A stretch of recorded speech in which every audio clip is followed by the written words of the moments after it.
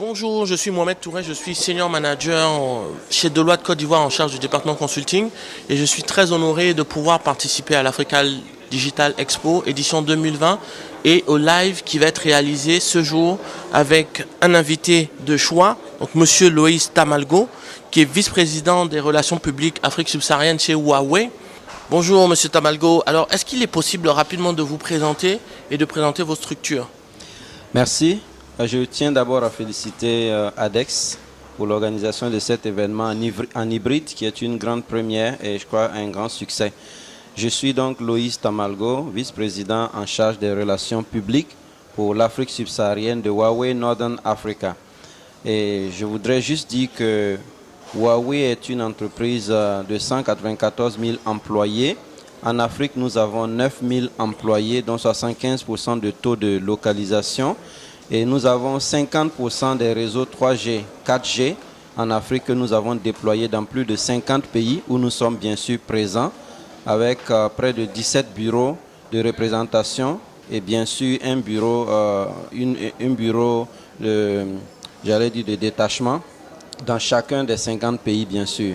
Donc en 2018, nous avons fait un chiffre d'affaires d'à peu près 5,8 milliards de dollars américains sur le continent africain, ce qui représente à peu près 4,7% du chiffre d'affaires mondial de Huawei.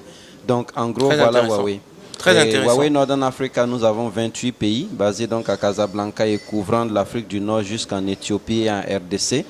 Et l'Afrique subsaharienne, nous couvrons l'Afrique à partir du Sénégal, passant par le Cameroun, jusqu'en RDC et puis l'Éthiopie. Voilà à peu près. Très intéressant, un maillage très intéressant sur l'ensemble du continent et des représentations et un chiffre d'affaires qui est très significatif quand même sur le continent. Moi, j'aimerais déjà vous poser la première question, à savoir quel regard aujourd'hui porte Huawei sur la transformation digitale du continent et quelles sont les actions aujourd'hui entreprises par votre organisation sur le continent africain? Il faut dire que Huawei considère que l'accès à la connectivité est un droit fondamental pour chaque individu, chaque famille et chaque organisation. Très intéressant. Et cela fait que notre vision colle véritablement avec ce besoin de l'Afrique. Notre vision qui est d'apporter le digital à chaque individu, chaque maison et chaque entreprise pour un monde mieux connecté et plus intelligent. Donc il est important de savoir que l'Afrique a beaucoup de potentiel. L'Afrique a beaucoup de potentiel et nous sommes là pour accompagner l'Afrique dans son développement. Quels sont les potentiels leviers qui peuvent permettre à l'Afrique de pouvoir entrer dans la digitalisation? Premièrement, il y a sa jeunesse. La jeunesse, nous avons 800 millions d'Africains qui ont moins de 25 ans, 70%. Et nous avons également beaucoup de ressources en termes d'innovation. Nous avons une tech africaine qui est en train d'émerger. Et tout cela est très important. Et si nous investissons davantage dans l'éducation, dans l'accompagnement des startups et de cette jeunesse, je crois que chaque Africain pourra entrer donc dans son droit d'avoir accès à la connectivité et cela pourra contribuer forcément à la digitalisation de l'Afrique. Très intéressant, beaucoup d'investissements dans l'éducation et dans les nouvelles technologies. Très intéressant. Moi, j'aimerais vous poser une question relative aux technologies. Tout à l'heure, vous aviez évoqué le déploiement de plusieurs technologies telles que la 2G, la 3G et la 4G, et demain la 5G. Quel est votre point de vue aujourd'hui par rapport à la 4G, sachant qu'aujourd'hui, quand on prend un pays comme la Côte d'Ivoire, par exemple, on a un taux de couverture qui avoisine les 50% et on a un taux d'utilisation qui est très loin de ce pourcentage-là. Et aujourd'hui, on nous parle de 5G. Pour vous, quels sont les points clés déjà d'enseignement qu'on peut tirer de la 4G avant d'aller sur cette nouvelle technologie qu'est la 5G? Merci Mohamed, cette question est très intéressante. En fait, il faut savoir que la 4G est une évolution de la 2G et de la 3G, mais n'est pas, j'allais dire, la 5G ne va pas remplacer la 4G. La 5G est une technologie de rupture qui est, j'allais dire, en quelque sorte différente de la 4G. Donc, ce qui fait que le fait qu'aujourd'hui on est à 47% par exemple en Côte d'Ivoire en termes de déploiement de la 4G Exactement. ne pose pas un problème pour le déploiement de la 5G parce que les deux n'ont pas les mêmes visées. La 4G va continuer et la 5G va coexister à côté de la 4G parce que si vous voulez, la force de la 5G, c'est d'abord une grande bande passante qui permet de déployer des business cases que les autres technologies ne peuvent pas supporter. Je vous donne par exemple un exemple aujourd'hui de l'agriculture ivoirienne. Si nous décidons d'intensifier l'agriculture ivoirienne et de faire plus de production, il va falloir penser à des irrigations digitalisées. Exactement. Et là, cela ne peut être supporté que par la 5G. Si vous prenez l'industrialisation aujourd'hui, il y a l'industrialisation robotisée, digitalisée qu'il va falloir mettre en place. Industrie 4.0. Voilà, 4.0. Exactement. Là, il est important de penser à la 5G. Par contre, la 4G va continuer à couvrir nos populations, à couvrir les besoins en voix et en data, mais quand on pense 5G, on pense industrialisation 4.0, on pense business case.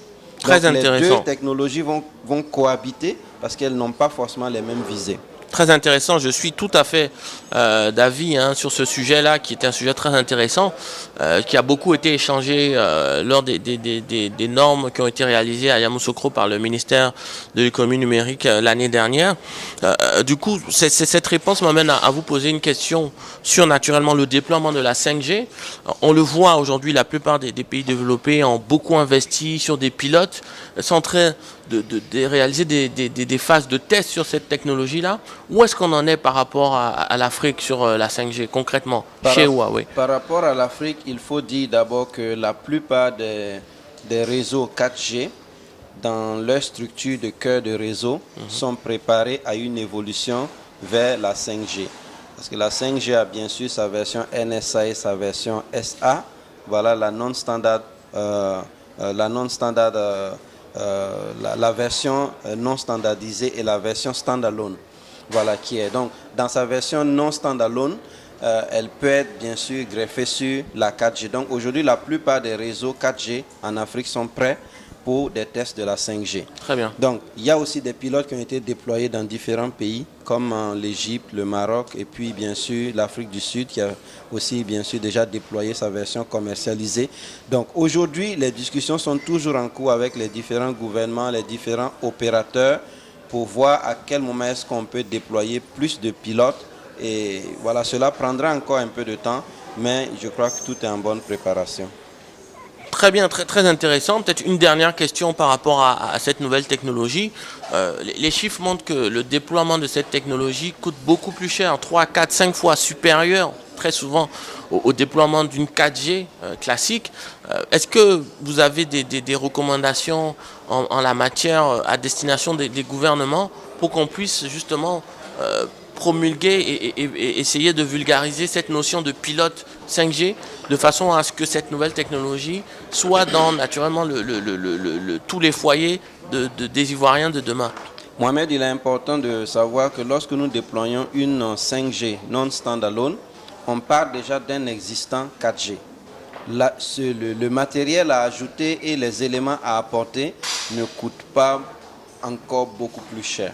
Très bien. Lorsqu'on parle de la version standalone, qui est complètement autre chose, alors là, on peut avoir des coûts élevés. Mais je crois qu'aujourd'hui, l'Afrique a l'opportunité d'aller déjà sur des versions non standalone en se basant sur déjà les acquis de la 4G qui sont là. Et cela est très facilement faisable, que ce soit en termes de finances, mais aussi en termes de TTM, de time to market, je veux dire temps de déploiement, mais aussi en termes de flexibilité, d'adoption, d'intégration au réseau existant. Très bien. Monsieur Tamalgo, merci pour cette interview. Merci, Mohamed. C'était Mohamed Touré, en direct d'Abidjan, à l'Africa Digital Expo, ADEX TV. Merci à tous de nous avoir suivis et excellent séminaire.